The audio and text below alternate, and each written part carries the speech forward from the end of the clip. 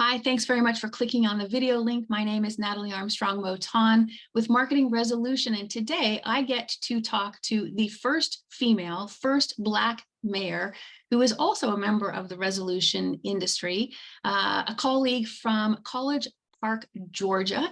Everybody, this is Bianca. Bianca, this is everybody. Hello, everybody. I'm so glad you could join me for an Idle Chat, and I know you've seen the other Idle Chat videos, so I don't have to explain the really in-depth rules, process, and procedures of Idle Chat to you. Let's see what we get. Let's see what we get. Drum roll. Drum roll. Here we go. All right. Miss Bianca, at what game have you spent the most hours playing? Ooh. Board game? Let's go. Scrabble, definitely. And I'm a very bad winner. My husband refuses to play with me anymore because when I win, everybody knows it. I love Scrabble. I really do. So yeah, that's an easy one. Good for you. As a fellow word nerd, I'm with you on that one. I mean, when you get all 7 letters and the 50-point bonus, woo! I know. Right? I'd yell Yahtzee, but that's a different game. All right, Madam Mayor, cake or pie? Oh, cake, all the way. That was a fast answer. Yeah, the cake. Yeah. I mean, I love a good pie. Like, had some apple pie on the 4th of July, with some ice cream, that's just sort of America, right? But day in, day out, cake, hands down. All right, what's the best cake? Ooh, my grandmother's German chocolate cake. But she only makes it once a year at Christmas. Ooh, how do I get an invite to that? It's Yum. amazing. Like, this is the stuff. Like, my mom asks her to make a separate one that she then cuts into pieces and wraps individually and freezes. So she has over the course of several months, additional cake. Emergency cake. Yeah.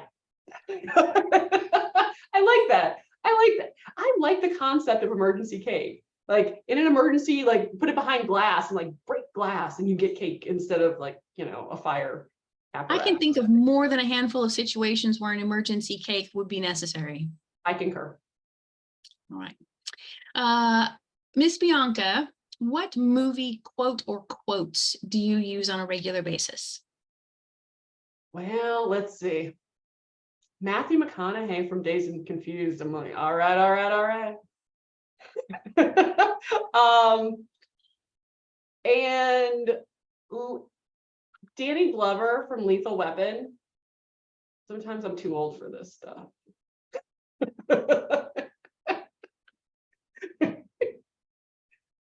Not saying it out loud, but right, exactly. If you've seen Lethal Weapon, you know. But I have to say that I was doing a mediation a couple of weeks ago, and there were 3 people in the room, and I made a Lethal Weapon reference, and only one of them knew. The other 2 were too young and they hadn't seen the movie.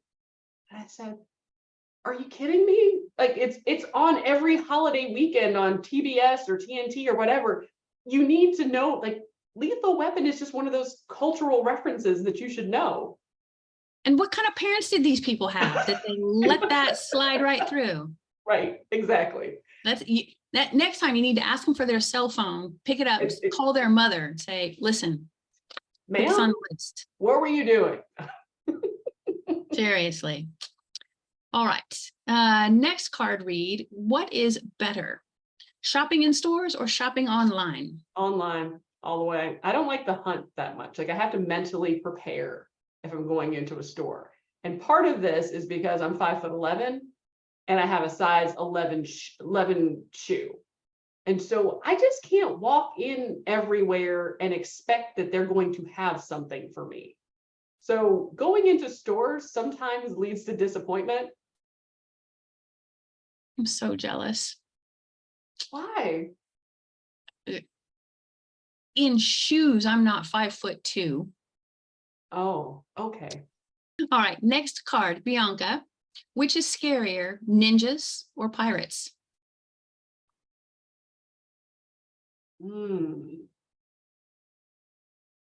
I would say ninjas, because I feel like ninjas could attack from any direction, any time. Like I'd see a pirate coming. They've only got one arm and a hook, and they don't really seem to be that sneaky. Like, and they've got ships. So like you see them coming. Ninjas, I feel like I would turn around and be like, oh, there's a ninja. So yeah, ninjas are scarier. I'm going to agree with you. Yeah, I think you're right. Let's see. Next card. How do you like your communication? Are you a phone, text, email, or in-person kind of a person? It depends.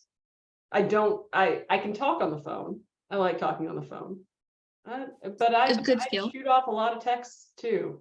It really depends. I can do all four. I loathe voicemails though. I got in trouble at a job once for not checking my voicemail for a while.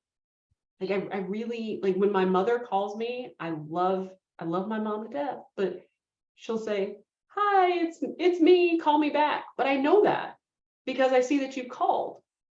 And so the voicemail thing to me is just very redundant with the advent of caller ID. So voicemails are just, duh. Don't leave me a voicemail. I see that you've called.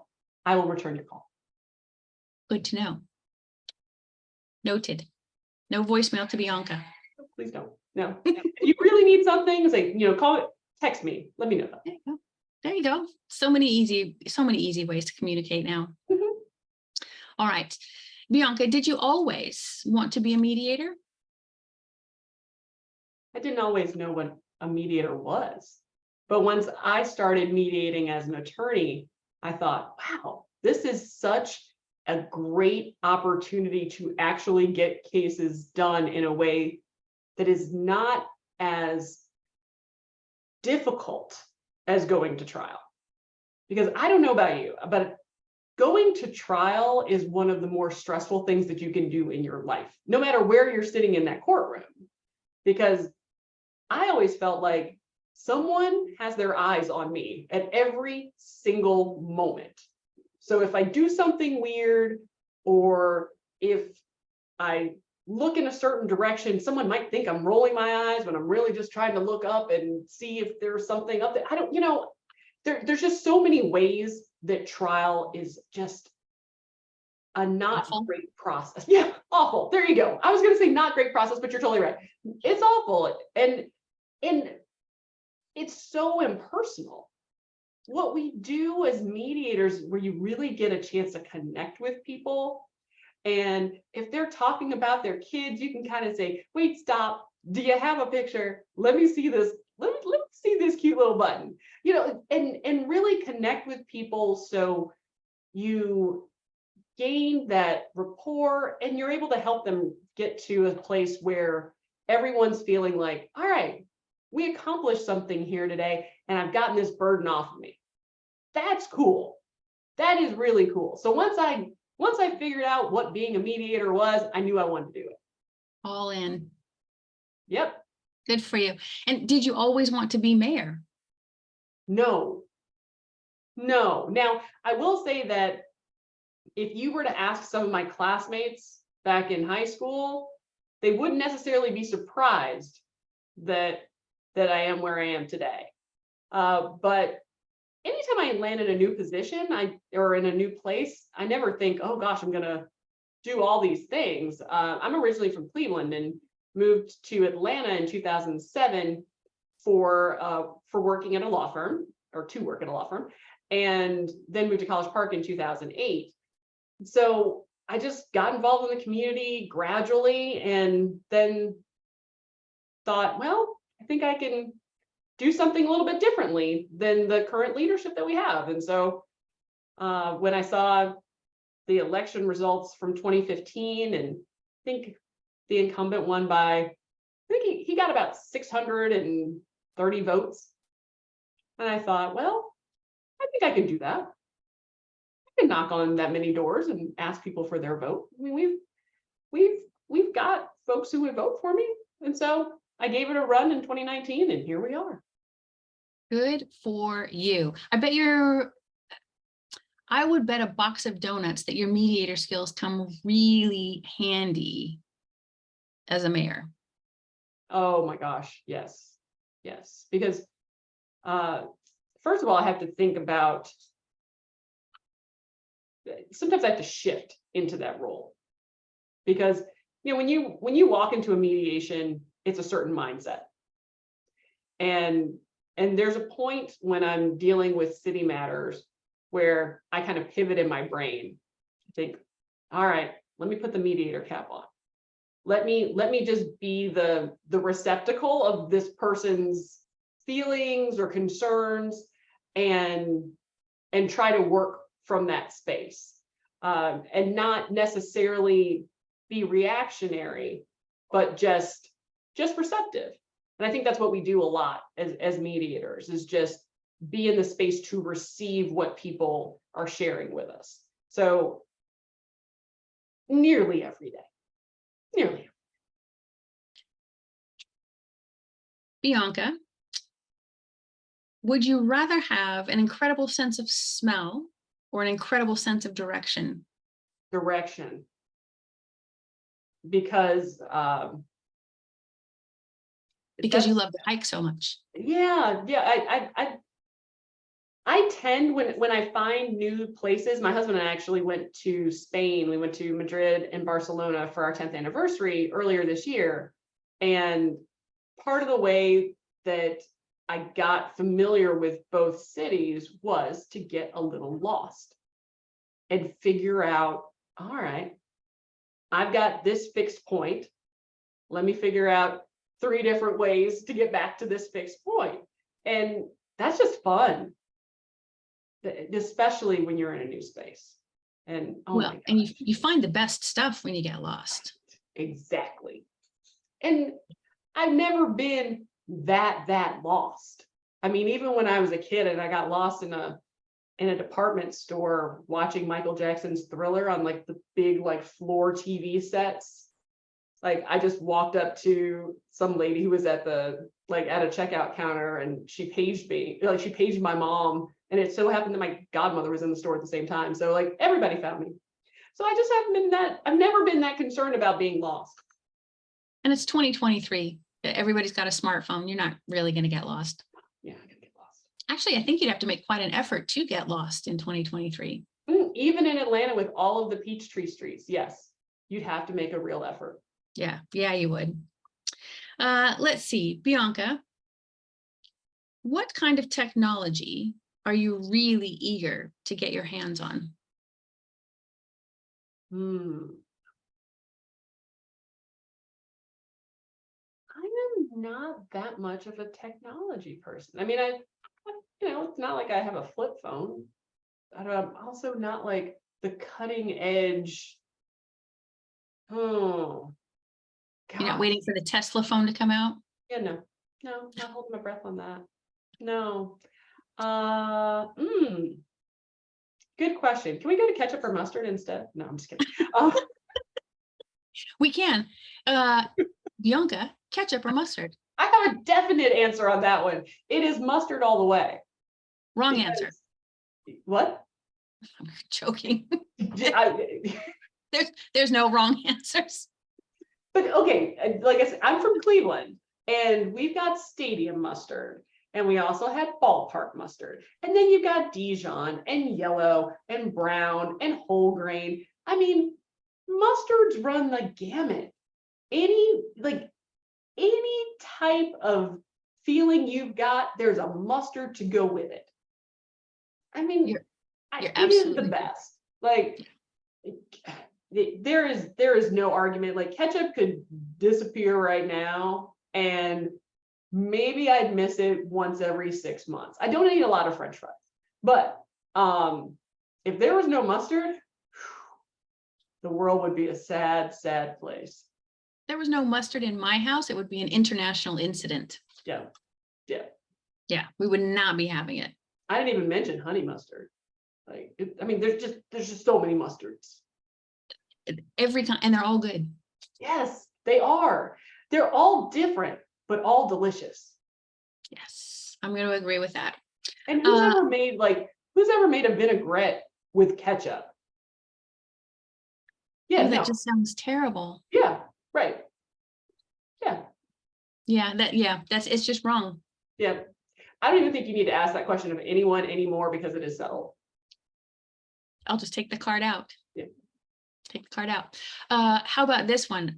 When we lived in Georgia, I learned that there's definitely a right answer to this question. Yeah. Miracle Whip or mayonnaise? It's Duke's Mayo all the way. Yep. It's not an option. No, it is not. No. No. There's the way God intended you to eat a sandwich, and then there's everybody else doing it wrong. Right. Yeah, my husband's from Georgia, so yeah. Yeah. We didn't know. Bianca, what is the best ice cream flavor?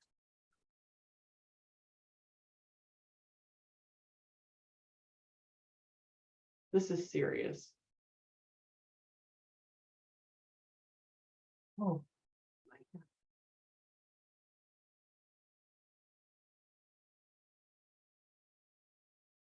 Gosh darn it. This sounds boring, but you can make vanilla anything you want it to be. Yes. You can add all the things that make it delicious. Like you could crumble up a bunch of Oreos in vanilla ice cream and you got cookies and cream. You can throw in some pralines and you've got pralines and cream. You could, add cherries and chocolate and, maybe a little bit of like pureed banana and you've got chunky monkey and some nuts, of course. So if I'm on a desert island that has a freezer, of course, and it's stocked with one flavor of ice cream, then I'm going to say vanilla because I might get sick of the other stuff and I could use the other things on the desert island to mix in. That is such a mediator's answer. It's not at all surprising and yet so lovely. Yeah, vanilla because it's the most flexible. Yeah. Never thought about it, but you're exactly right. You're exactly right. Well, Mrs. Mayer, I will ask you the same question I ask all of my guests as a last question, and that is, what do you love most about the work that we do in the resolution industry? It's hugs. I've never had that answer before.